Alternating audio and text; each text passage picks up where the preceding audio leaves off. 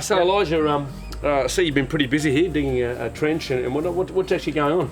Oh, okay, so we're just putting a new drainage system in so that when it rains, it collects all the water that runs off the roof and off the driveway. And so that reduces the risk of flooding. Yes, absolutely right. So we've got the old system here that was just inadequate. It didn't take in enough water. So we put this new channel grate running right around the edge.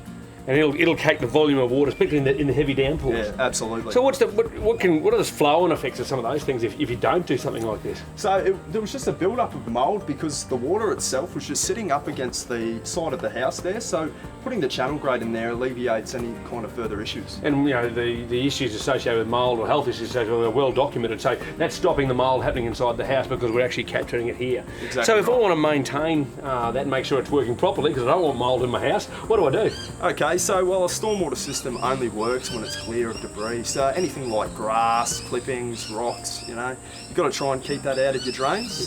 But apart from that, as long as they're clear, they'll work fine. That'll do the job. Brilliant, mate. Thanks very much. I really appreciate it. Thanks, Cheers. mate.